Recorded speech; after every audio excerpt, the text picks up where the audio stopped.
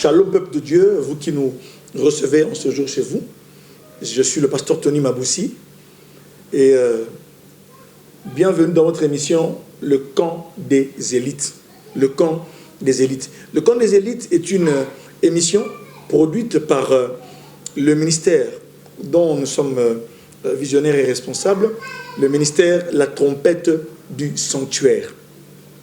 Le ministère La Trompette du Sanctuaire a pour vision de bâtir une classe d'élite, imprégnée des lois divines ou bibliques, en vue d'influencer positivement la société ou l'humanité. Et cela passe par trois choses. Le réveil, qui équivaut à la prise de conscience, l'instruction, qui est égale à la formation, et l'influence, qui équivaut bien sûr à l'impact positif sur l'humanité. Réveil, instruction et influence. Et notre but, c'est de parler à l'élite intellectuelle et à l'élite spirituelle. Bien-aimés dans le Seigneur, ici, mes frères, je suis porteur d'un message. Et ce message s'intitule « Les 10 marques du sacrificateur ». Les 10 marques du sacrificateur. Nous savons tous que la parole de Dieu, dans la parole de Dieu, on parle de sacrificateur, on parle d'adorateur, on parle de ce grand concept de la parole qui est sacrificateur. On parle du sacerdoce. Lisons pour cela 1 Pierre chapitre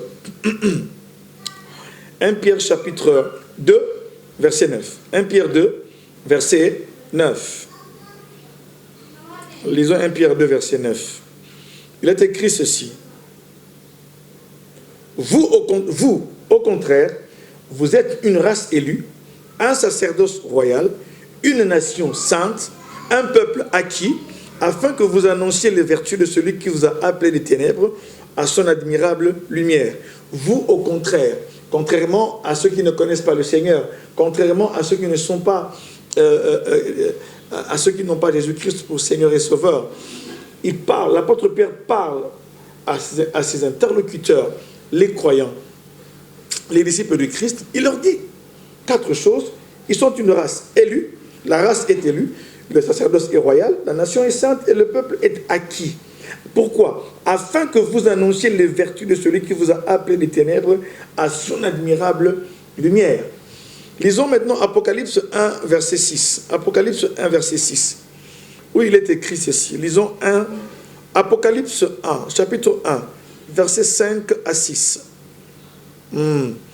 Et de la part de Jésus-Christ, le témoin fidèle, le premier-né des morts, et le prince des rois de la terre, à celui qui nous aime et qui nous a délivrés de nos péchés par son sang, et qui a fait de nous un royaume, virgule, qui a fait de nous un royaume, virgule, et des sacrificateurs pour Dieu son Père.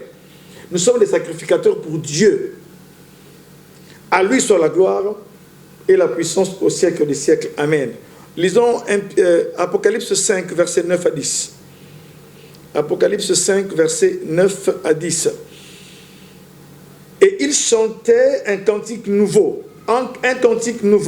en disant, tu es digne de prendre le livre et d'en ouvrir les sceaux, car tu as été immolé et tu as racheté pour Dieu par ton sang des hommes de toute tribu, de toute langue, de tout peuple et de toute nation. Et tu as fait d'eux un royaume et des sacrificateurs pour notre Dieu, et ils régneront sur la terre. Chapitre 1. Il a fait de nous des sacrificateurs pour Dieu, son Père. Et ici, le sacrifice de Christ, les 24 vieillards et les 4 êtres vivants chantent un cantique. Pourquoi? Et dans ce cantique nouveau qu'ils chantent, ils sont en train d'exalter et donner un sens, expliquer le sens de la mort du Christ et son but. Ils disent que tu es mort, tu as été immolé. Pourquoi? Pour racheter des hommes de toute tribu, de toute nation, de toute langue, de tout peuple, et pour en faire. Il ne les a pas rachetés en vain. Il les a rachetés pour en faire un royaume et des sacrificateurs pour Dieu. Alléluia. Et ils régneront sur la terre. Frères et sœurs, ce concept et cette appellation de sacrificateur a été évoqué en germe déjà dans Exode 19, versets 5 et 6. Là où Dieu dit, vous m'appartiendrez en propre parmi tous les peuples de la terre. Vous serez pour moi un royaume de sacrificateurs. Ok? Et déjà, Dieu dans Exode leur dit qu'ils seront un royaume de sacrificateurs. Ça va? C'était déjà l'idée de Dieu, de prendre Israël et d'en faire un peuple phare, un peuple référence. C'est pourquoi, mes frères, sachant qu'en Christ, Dieu a fait de nous des sacrificateurs. L'œuvre salvatrice du Christ a fait de nous des Chinois, des Français, des Mahorais, ceux qui habitent l'île de Mayotte, des Cubains, des Argentins, des Birmans. Il a fait de tous ces peuples, celui qui accepte Jésus-Christ comme Seigneur et Sauveur, il devient sacrificateur. Alléluia. Un sacrificateur dans le sacerdoce royal. Et maintenant, le titre de mon message, c'est bien sûr les 10 marques du sacrificateur. Ce sacrificateur a des marques. Il a des caractéristiques principales. La première de ces marques, c'est la sainteté. Lisons pour cela 1 Pierre, chapitre 1. 1 Pierre, chapitre 1. 1 Pierre 1, verset 16. 1 Pierre 1, verset 16. Où il est écrit ceci. Commençons à partir du verset 15. Mais puisque celui qui vous a appelé est saint, vous aussi soyez saints dans toute votre conduite, selon qu'il est écrit, vous serez saints car je suis saint. Vous serez saints car je suis saint. Alléluia. Celui qui vous a appelé est saint. Il faut qu'il y ait on ne peut pas s'approcher de celui qui est saint en ayant du péché. Car le Christ est mort pour que nous puissions participer à sa sainteté, à la sainteté de Dieu. Écoutez, 1 Thessaloniciens 4, verset 3, dit ceci, ce que Dieu veut, la volonté de Dieu, c'est votre sanctification. Alléluia. Mes frères, nous avons un grand appel, celui d'être les sacrificateurs du Dieu très haut sur cette terre. Cette race de personnes. Écoutez, l'élite que Dieu appelle en ce temps, ce sont des sacrificateurs, mais qui ont une conscience aiguë de la sainteté. Alléluia. Qui comprennent que la sainteté est une condition sine qua non pour s'approcher de Dieu. C'est pourquoi il est écrit ici, puisque celui qui vous a appelé est saint.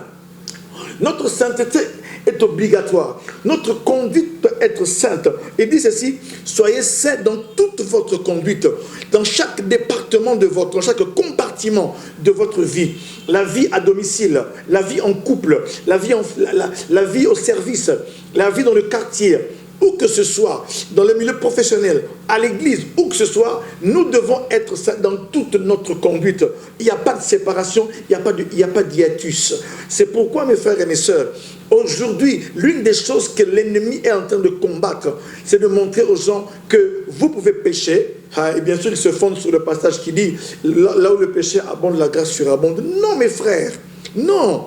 Cela n'est pas une excuse ni un sauf-conduit pour que nous puissions nous comporter de la manière dont nous voudrions. Mais, au contraire, la grâce de Dieu nous oblige à la sainteté. La sainteté, c'est bien sûr cette vie que nous menons en dehors du péché, en dehors de tout ce que Dieu a interdit. C'est pourquoi, mes frères et mes sœurs, le sacrificateur de ce temps doit vivre saintement. Et l'une des choses que l'ennemi est en train de tuer, c'est la vie de sainteté. Et regardez tous les scandales dans les réseaux sociaux. Des scandales commis par des hommes et des femmes qui devraient être des modèles et des exemples. Ils servent Dieu, ils chantent, ils sont là en train d'avoir du succès. Mais cela est un piège pour la jeune génération. Cela est un piège pour la génération qui vient après. Parce qu'elle se dit, pourquoi ces hommes qui pêchent, ils ont du succès, ils sont en vue. Mais voici, ils sont cités dans les scandales. Et même certains scandales sont avérés. C'est pour vous dire que c'est le piège du malin. C'est justement nous conduire en dehors des voies de la sainteté. Lisons avec vous Exode 39, verset 30. Exode 39, verset 30. Vous allez lire. Dieu a dit à Moïse que parmi les éléments de la tenue du souverain sacrificateur, Dieu a dit à Moïse qu'il fallait qu'il y ait une tiare, le chapeau. Donc, sur cette tiare, il fallait qu'il y ait une lame en or. Et sur cette lame en or, on devait graver une inscription. Sainteté à l'Éternel. Quand le sacrificateur s'approchait de Dieu, la première chose qu'il devait voir, c'était là. La tête est la partie la plus haute de la structure humaine. Et là, il devait voir sainteté à l'Éternel. Pourquoi? Parce que Dieu qui nous a appelés est saint. Et tous ceux qui n'ont pas respecté la sainteté de Dieu n'ont pas pu servir Dieu comme il se fallait. Tous ceux qui n'ont pas servi Dieu dans la sanctification, ils n'ont pas eu du succès. Le vrai succès, ils n'ont pas connu le succès. Différencions le succès et la gloire. Ici, j'aimerais parler des hommes et à des femmes qui veulent bien sûr porter la gloire de Dieu. La gloire de Dieu, ce n'est pas d'abord le succès. La gloire de Dieu, c'est le poids, c'est l'importance que Dieu nous accorde. Tous ceux qui sont en vue ne sont pas peut-être ceux que Dieu agrée. Mais nous voulons être acceptés par Dieu en menant une vie sainte. C'est pourquoi la Bible dit, soyez saints dans toute votre conduite, car celui qui vous a appelé est saint. Je m'adresse à vous, sacrificateurs du Très-Haut. Vous, les adorateurs de ce temps de la fin. Nous devons nous sanctifier, comme dit la parole de Dieu. Nous devons achever notre sanctification. Nous devons quitter cette sanctification de tous les jours afin de vivre une sanctification qui correspond, qui est corollaire à l'appel de Dieu. Plus Dieu vous appelle à de grandes choses, plus vous devez bien sûr vous monter en sanctification. Car il y a des hommes et des femmes à qui Dieu n'imposera pas certains fardeaux. Mais à vous qui êtes appelés, à vous élites, que Dieu appelle à accomplir des exploits. À vous adorateurs, qui êtes appelés à pénétrer l'intimité profonde du Dieu très haut. Vous êtes appelés, mes frères, à vous sanctifier, appelés à vivre une sanctification totale. Car Dieu qui vous a appelés est saint. Et cette sanctification est une condition à laquelle le sacrificateur ne peut pas échapper. Il doit être saint, car Dieu est saint. Cela est une question de nature. Si celui qui vous a appelé est saint et que vous entrez en contact avec lui, si vous n'êtes pas saint, il ne pourra pas vous faire bon accueil. Vous savez ce que dit le psaume? Qui montera à la montagne de l'Éternel? Qui s'élèvera jusqu'à son lieu saint? Qui montera et qui s'élèvera? C'est pourquoi, mes frères et mes sœurs, nous devons comprendre qu'en ce temps-ci, Dieu a besoin des hommes et des femmes qui retournent aux fondamentaux de la vie chrétienne, qui retournent aux fondamentaux du sacerdoce. On ne peut pas exercer un sacerdoce digne de ce nom sans sanctification. On ne peut pas s'approcher de Dieu si on n'est pas saint. Sinon, on ne s'approche pas de lui. Nous demeurons dans les parvis. Même tout l'exercice, toute la configuration du tabernacle dans le désert nous montre bien sûr une progression dans la sanctification, une progression dans l'intimité. Car à l'extérieur, il y avait le Caldéra. Ok? Avant d'entrer dans le lieu saint, le sacrificateur devait faire des ablutions avec de l'eau. Ok? Se purifier. Et lorsqu'il entrait, il progressait. Et pour aller dans le lieu très saint, c'était une fois l'an. Ok? Le jour du grand pardon, le jour qu'on appelait en hébreu le Yom Kippour, le jour des expiations, où il devait entrer avec un sacrifice jusque dans le lieu saint et accomplir le rite que Dieu avait ordonné à Moïse. C'est pourquoi j'aimerais vous dire une chose, mes bien-aimés. La sainteté fera que la gloire de Dieu repose en vous. La sainteté plutôt fera que Dieu se sente à l'aise parmi vous. Et lorsque Dieu marche parmi nous, comme il l'a dit dans sa parole, il faut que notre camp soit saint. Alléluia. L'Éternel marche parmi nous. Mais ce qui fait défaut parfois, c'est que notre camp n'est pas saint. Il y a beaucoup de choses qui ne plaisent pas à Dieu. C'est pourquoi, mes frères et mes sœurs, je lance un appel vibrant à tous ceux-là à qui Dieu a donné une grâce excellente, à tous ceux-là que Dieu a appelés pour proclamer ses vertus à la face du monde. À tous ceux-là, j'aimerais dire que vous devez être saints. Nous devons vivre la sanctification. Nous devons être saints. C'est pourquoi la Bible dit dans Hébreux, chapitre 12, recherchez la sanctification. Alléluia. Recherchez la paix avec tous et la sanctification sans laquelle personne ne verra le Seigneur. Rechercher. Le verbe rechercher, ici, dans la version originale en grec, peut aussi être traduit par poursuivre. Il y a cette génération d'hommes qui est celui qui aujourd'hui voudra poursuivre la sainteté, oh, comme nous poursuivons l'argent, comme nous poursuivons le succès, comme nous poursuivons l'amour, mais que Dieu fasse de nous des poursuiveurs de sainteté. Alléluia.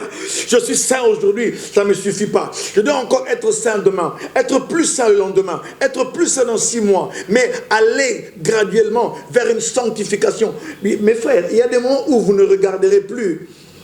Vous n'avez plus de vie de péché, mais vous avez le souci de plaire tellement à Dieu, d'être dans son intimité que vous allez vous sanctifier tous les jours. C'est pourquoi il est écrit, tout m'est permis, mais tout n'est pas utile. C'est une dimension de la sanctification.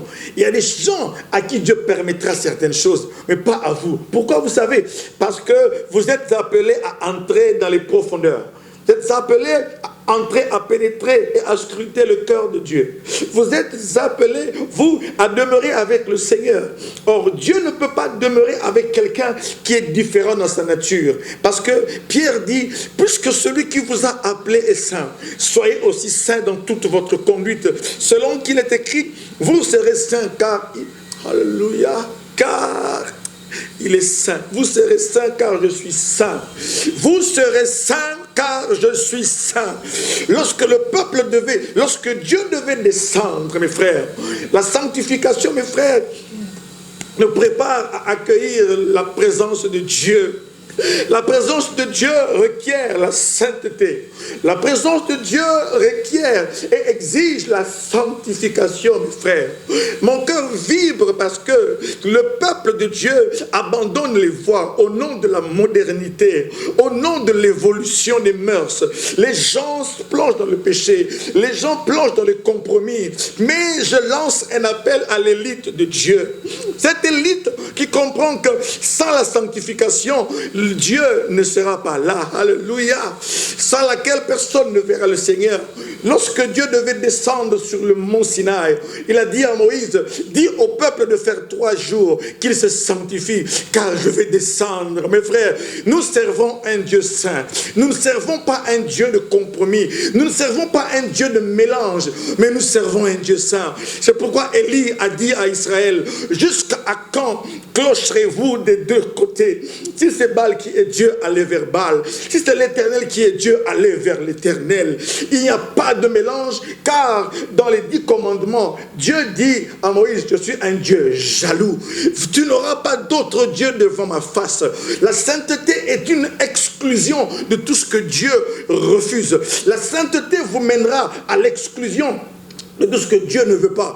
La sainteté vous amènera à penser comme Dieu, à sentir comme Dieu. Parce que l'heure est venue où il y a des hommes, des vases spécialement conçus, des vases spécialement formés pour ce temps, des vases saints. Et il y a une réserve de vases que Dieu est en train...